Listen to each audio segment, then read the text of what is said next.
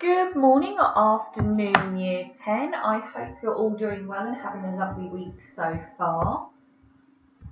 This is our first whole class marking tutorial on PowerPoint.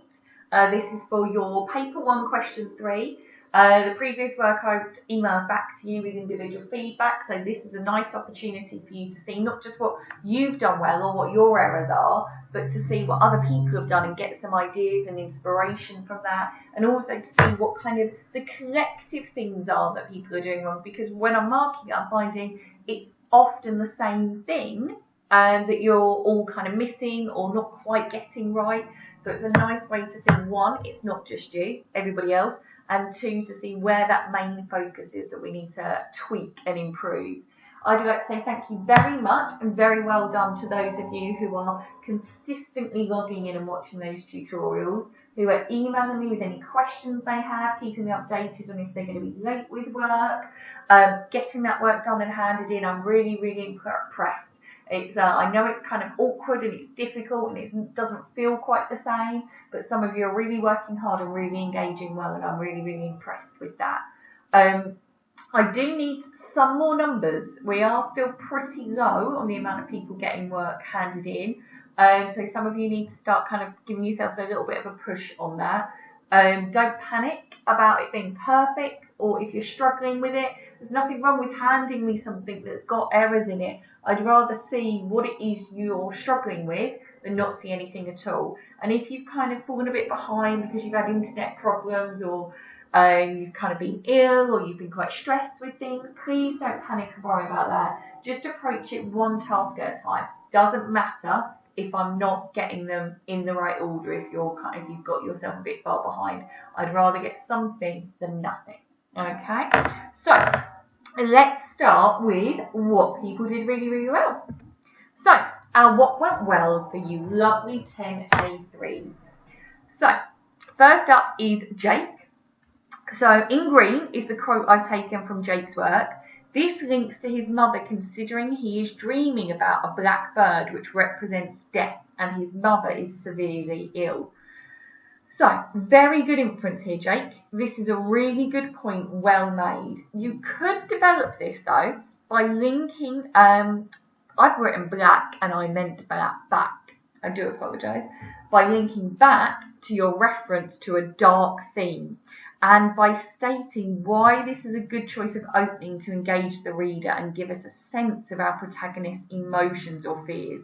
So you're understanding what's going on in the text really well. You've made that really lovely inference, but we can develop that and get higher marks and tick off that mark scheme better by looking at how does that relate to the structural choice. Why is that the opening? Why is having that as the opening effective? And then we go on to Barnaby. The quote I've taken from Barnaby's is, "This illustrates Alex's anger, even with his mother, at her illness." Again, this is another really nice point. You need to link your analysis, though, more carefully to how the structural shift presents this and why this is important to interest and engage the reader. So you've made, what I'm trying to get at there, Barnaby, is you've made a really, really nice point, but remember, this is a structural question. So we're not just looking for those inferences. We really need to make that, okay, this is what I understand as a reader. This is what it's informing me. This is what it's making me think or realise or feel. And then relate that back to that structural choice. How was that shift from that narration we had in paragraph 1 and 2 to the dialogue we've now got, creating this understanding? Why has the writer chosen to do it in that order? How does that increase tension or suspense or an understanding or a sense of empathy? Okay, and then we go on to Ben C.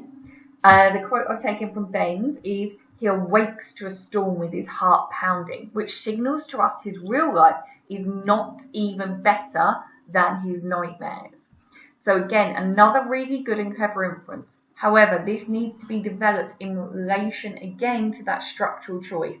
Why has the writer chosen to open with these two events?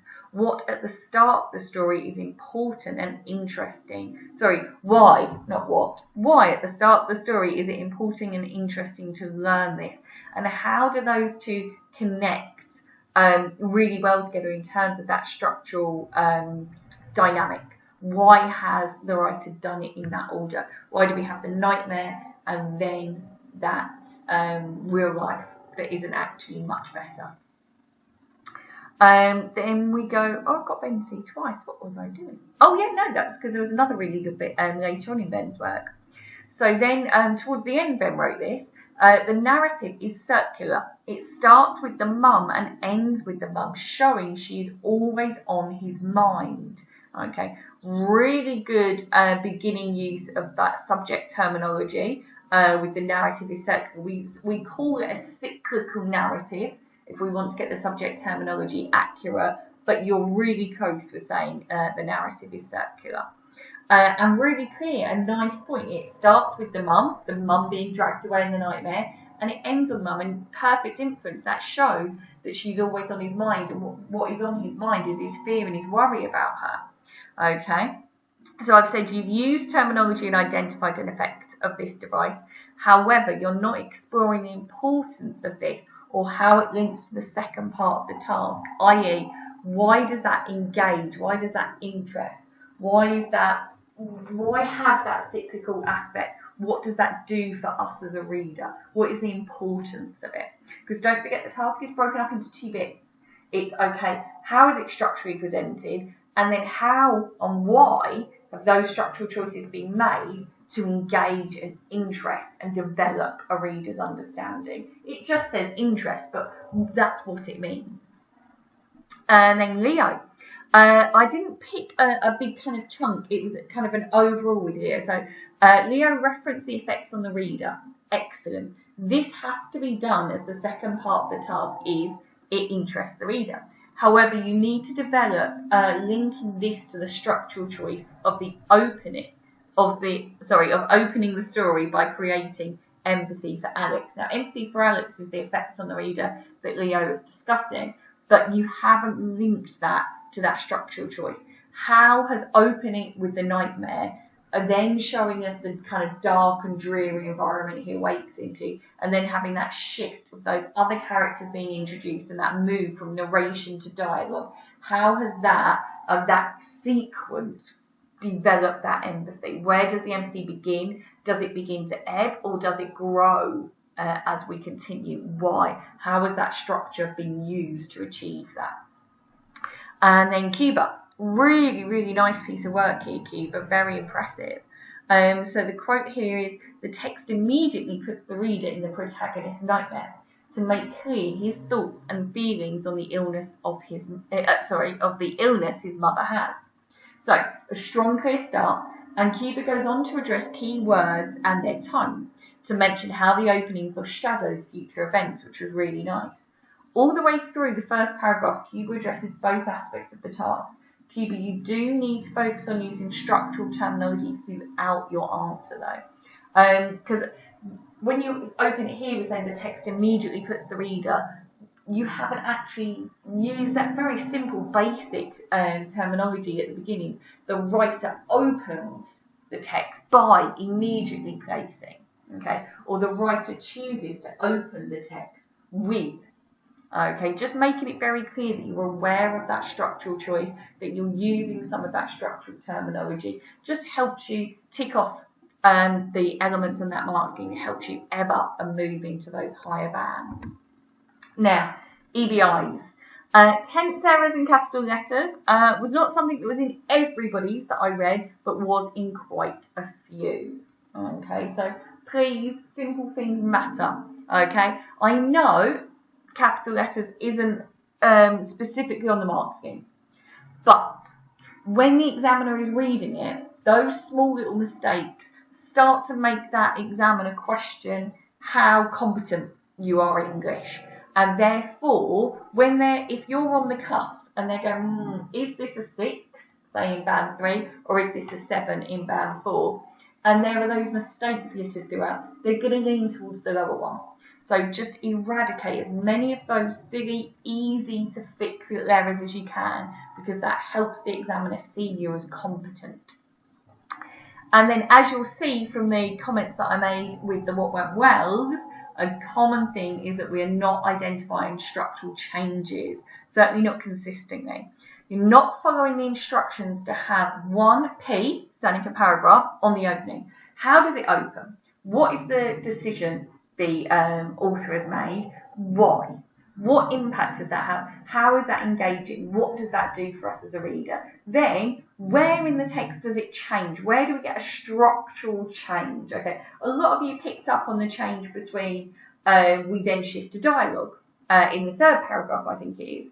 But some of you went straight into the way he woke up, and that's okay. That is a structural change, but I think we really need to develop and explore those structural changes that are bigger, and we need to get kind of more detailed and more in line with saying what is the impact of that? Why has that choice been done? What does it do? Does it give us a better insight?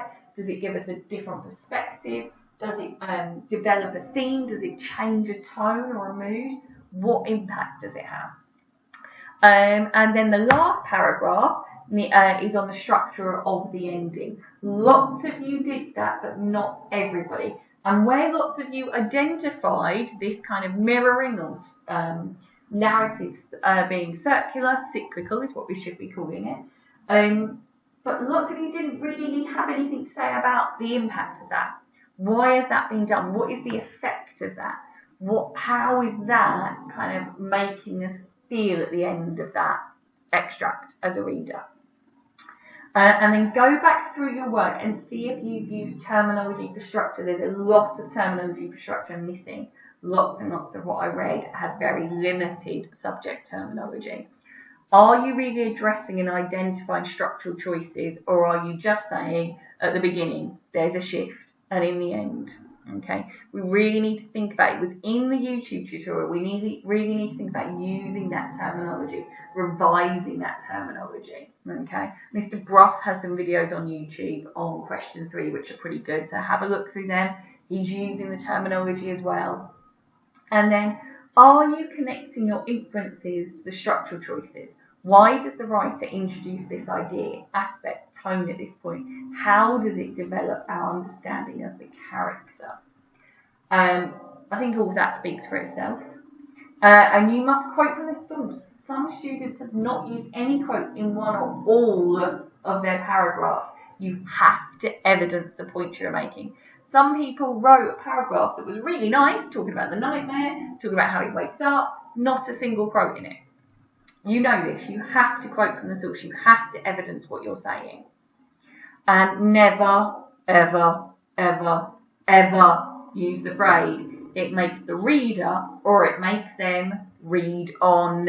I read that in more than one person's piece of work, and not just in this class either.